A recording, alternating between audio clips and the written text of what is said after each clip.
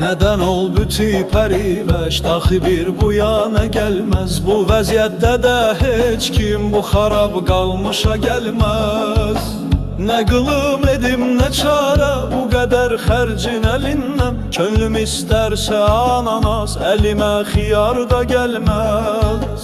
Ne qılım edim ne çare bu kadar xərcin əlindən. Könlüm isterse ananas, elime xiyar da gelmez.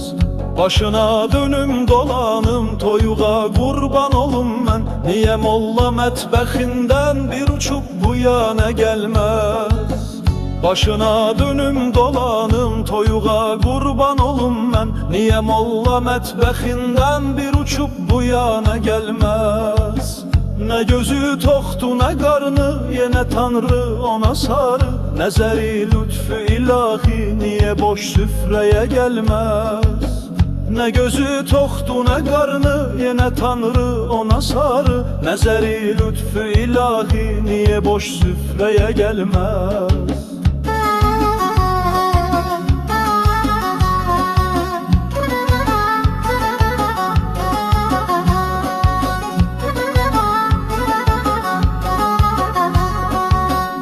Ohuma quşu nədən bəs qonubdur əmmamə üstə. Oturub cinimə sıçmaz da bizim papağa gelmez.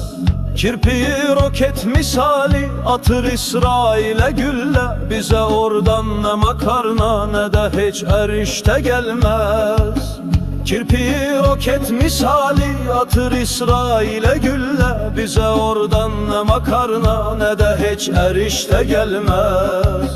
Başına dönüm dolanım toyuğa kurban olum ben. Niye molla mətbəxindən bir uçup bu yana gelmez.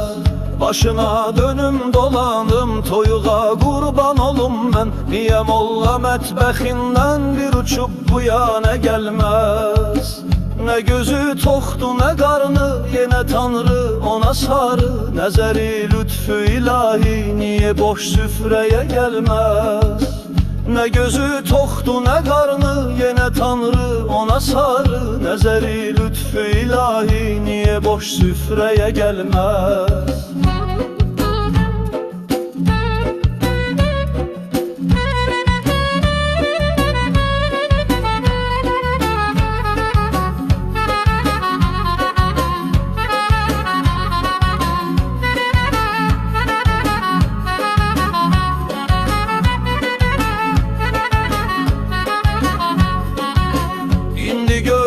Sarı bülbül niye hiç muğana gelmez. Bize hiç qarqada dönmez, oxuyub fəğana gelmez. İndi gördün sarı bülbül niye hiç muğana gelmez. Bize hiç qarqada dönmez, oxuyub fəğana gelmez. Ne gözü toxtu ne qarnı, yine Tanrı ona sarı. Nəzəri lütfü ilahi niye boş süfreye gelmez. Ne gözü toxtu ne qarnı, yine Tanrı ona sarı. Nəzəri lütfü ilahi niye boş süfreye gelmez.